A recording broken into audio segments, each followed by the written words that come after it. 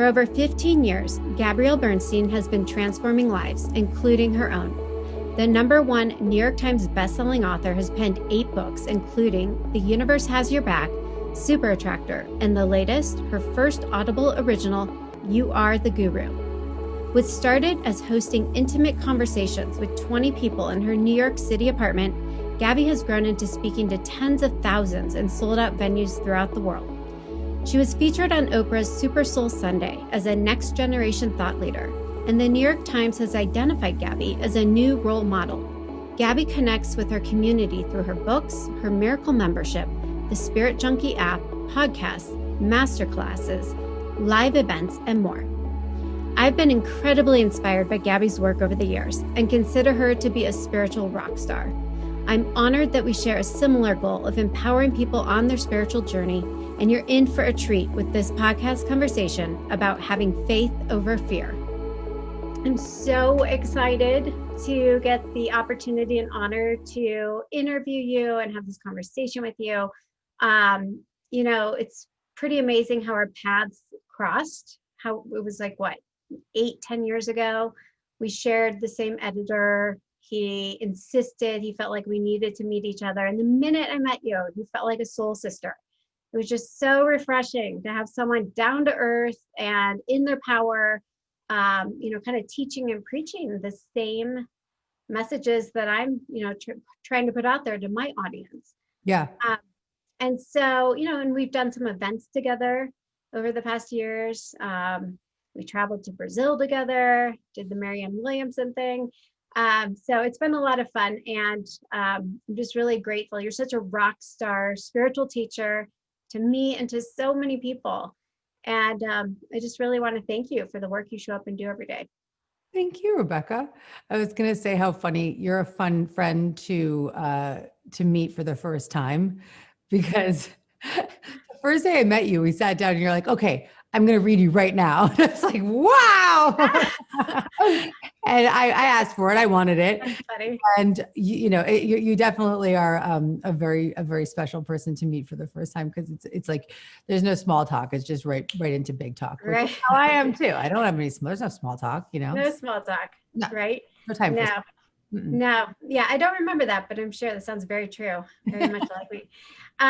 But I just feel like our messages are so in alignment, and it's, about empowering other people to go within, trust that, internal compass, that in center of intuition, intuitive guidance, and really to get people to step into their power to become co-creators and manifestors, right, of miracles and whatever their purpose is. And so I really appreciate that about you. And I love your new book, Super Attractor. Amazing. And just really spoke to me as well. But, so what I would love to do going into this faith over fear message, especially now in light of the crazy times that we're in, people need it more than ever. You and I did a reading a few years ago. And, if you wouldn't mind sharing a little bit about that, because I know you were in a place of struggle and fear. And I would just love to hear from you, if you wouldn't mind sharing, what that was about. Well, I believe that we are always being guided, regardless of whether we receive that guidance on our own, or whether it comes through the communication of a medium, or whether it comes through a song you hear, or whether it comes through a book you read. But when we open up to the willingness to receive spiritual guidance, that's when we can really begin to transform our fear into faith. And I was at a time in March of 2016, maybe 2017. I don't remember exactly. Maybe it was 2017. And I was really struggling in many different areas of my life, but particularly with conception. And it was taking me a while to conceive. And I had a lot of misaligned thoughts when it came to it. I felt really, I was really struggling with the need to try to control, and the need to force things and force my timeline and force my expectations. And it was around that time that you and I had a reading, and it was really God's work because it was time for me to really practice surrender, but I needed a little gentle push.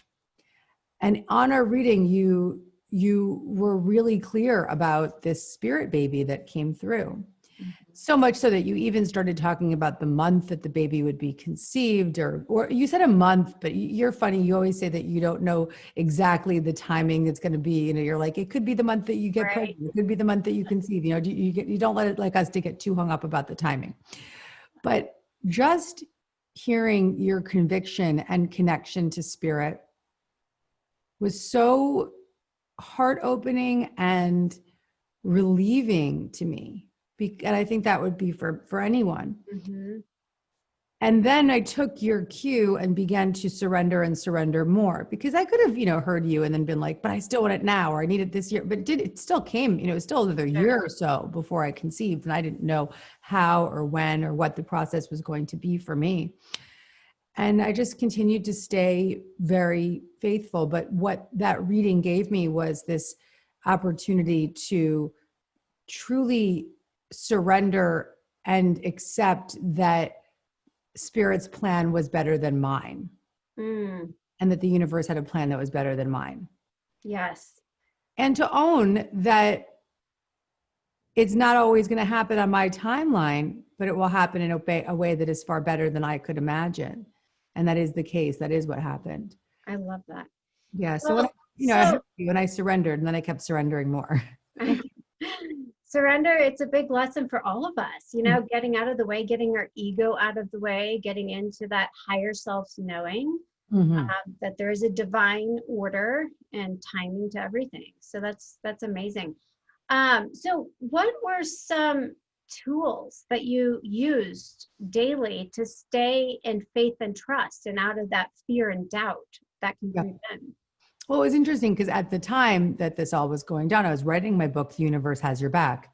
And I wrote a chapter called When You Think You've Surrendered, Surrender More. Yes. Where I really laid out the steps to spiritual surrender. So one of the steps is to take your hands off the wheel through prayer. And I often say that the secret to prayer is to forget what you think you need. And so when we take our hands off the wheel through prayer, it's really praying. Instead of praying for an outcome, we begin to start to pray for what is of the highest good for all. That practice in itself can be a transformational surrender, because when we're in the consistent prayer for an outcome, we're controlling, we're forcing, we're trying to make something happen. Our energy is really misaligned. Whereas when we're in the prayer for the highest good, we're in faith. We're not in fear, we're in faith, and we're trusting that the universe has a plan. Whatever is of the highest good is meant to be.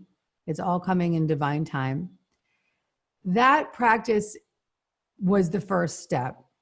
The next step I took was I started to really focus on what was thriving in my life rather than what I didn't have. So by focusing on what was thriving, I could get my attention back onto good feeling vibrations, positive momentum, more positive energy. And, focusing on the fact that I was writing this amazing book that I was so thrilled to be putting out into the world, focusing on my marriage, focusing on my health. I had just moved into a new home. So there was so many great things going on that instead of looking at the lack, I decided to redirect my focus onto what was thriving. Amazing. And that was extremely beneficial for surrender. Right. And then I just continued to surrender and surrender more and kept giving it over, and then really asking spirit for more guidance. So there was a great story I put in that chapter where you had already channeled for me. And then I, one afternoon, had been doing a little bit of channeling for my husband, which for me, I can't channel for myself. Right. I really can't. It's hard to be objective. It's hard to be objective. I have like my own agenda. Once in a while, if it's something I'm not super attached to, I can get a strong hit. But when someone else is there, it can come through me more naturally. And so I was doing just meditating with Zach, and then I started channeling for him. And all of a sudden at the end of this meditation, I started saying to him, all of a sudden these words came out of my mouth, and it said, Google the meaning of wild turkeys. previously that day I had been looking out my window and I saw all these wild turkeys walking in the snow. So I just like really took the message of the wild turkeys. And then in the reading that I was giving my husband was Google the meaning of wild turkeys. And so then I immediately stood up and I went to my desk and I Googled the meaning of wild turkeys. And the spiritual meaning of wild turkeys is fertility. Wow. That's incredible. So that was another one of the steps, which was just consistently to go back to spirit, let spirit guide me, consistently ask for signs, stay open to what the messages were that needed to come through. Absolutely. Starting with you. That's amazing. Well, I'm such a believer in that the more you use it, the stronger it gets, the intuitive muscle gets, but it also builds your faith, right? Mm-hmm. Where you have that authentic faith, and then it becomes a knowing. It's no longer a question. You know you're being divinely guided. You know spirit, your team in spirit is there to cheer you on, to help you fulfill your purpose, and to bring forward whatever you're meant to bring forward. But just hearing that story, I'm sure, it's just inspiring to remind all of us that there are signs and there are synchronicities, right? Miracles that happen and are supposed to happen every day, many times a day. Yeah, we have to get out of the way. When you get out of the way, you surrender. And when your faith is greater than your fear, right? Because I think what we forget is so often is, fear is such a low frequency. Mm-hmm. And so when you become a match to the other low frequencies, miracles can't happen. That's right. And that's where we disconnect from our higher selves, our higher guidance from spirit. So, I see a lot of my clients struggling. It's like they know all this, but, it's hard to stay in that place of faith and trust when there's so much around you. You're an empath and you're feeling the frenetic energy and all the fear, right? Yeah. And so what do you do? I know you've written in so many of your books, Miracles Now, about tools, to attract more miracles and keep your vibe high. So to stay in that kind of frequency of miracle consciousness, what do you do every day? So many things that I am practicing, particularly right now with so much stressors in the world and the inability to ignore it, really. Nor should we be ignoring the realities of what's happening around us. We have to be conscious and aware, but we can't take it all on. So the practices, I have so many practices, but particularly right now, one in particular is something that my friend Nicole Sachs suggested, which was called Journal Speak. And it's based on the principles of Dr. John Sarno's work, who was the doctor he wrote a book called The Mind Body Prescription and How to Heal Back Pain and many other books. But the concept of this is to really discharge your impermissible rage and your impermissible fears and all the stuff that's in your subconscious. And so it's a 20-minute journaling exercise followed by 20 minutes of meditation. And what I have renamed it to be, to call it Rage on the Page. Oh, and since the beginning of COVID, I've been doing this practice, and it's really, it's made my sleep amazing. I sleep 10 hours a night. My physical symptoms have subsided completely. I feel awesome. So I actually added something else, which is I put on this binaural music, which is it stimulates the bilateral brain functioning, which allows you to open up. It allows your brain to open up to a greater ability to process and a greater window of tolerance for memories and allowing things to just be reprocessed, frankly. So I'm listening to my EMDR music, which is binaural beats from Spotify. And I actually have a playlist called the Rage on the Page playlist. If people need it, it's on my Spotify. Love it. I do that for 20 minutes I listen to that while I'm raging on the page for 20 minutes. And then I meditate for 20 minutes very deeply with the same music and just let that rage come out and then be processed. And it's not just rage, it's sadness, it's fear, it's things I wasn't even putting into words that I start to put into words through the writing. And it's not a meditation. It's not a journaling to try to channel. It's a journaling to try to let go. Sure. And channeling comes through, but typically no, it's really just getting the subconscious fears out onto the page and transforming those fears, really. Absolutely. I do every Oh my single God, I love that so much because, my story began back in college when I was journaling. I Yep. was, I was dumping my thoughts and feelings because I was so frustrated onto the paper. And that from there, right, you get it off your chest. So you lighten your vibe. And in that, I was raising my frequency enough so that I started downloading spirit. And, again, you want to do it without any agenda, no outcome, attachment to the outcome. But I love that. And, you and I both struggled with depression in the past, in our younger years. And those dark nights of the soul that led us to where we're at today. And, I think from what I remember reading in one of your books, prayer and meditation, wasn't that your mom taught you to meditate as a kid? And that was for me. My dead grandmother and my guides were saying through that journaling, hey, you need to start praying and meditating. Right. Right? Prayer is us inviting spirit in, and meditation is us receiving and listening to spirit and source. And then, I suffered from postpartum depression after my second child. And if I recall correctly, did you go through some of that? The insomnia? Postpartum experience. Yeah. Right. We can laugh about it now. Yeah. No, but I get it. I mean, and I think so many people think people like you and I who do this work for a living, we're immune to that. We don't have, dark or difficult times, but I always say we're not immune to it at all. If anything, we're the guinea pigs.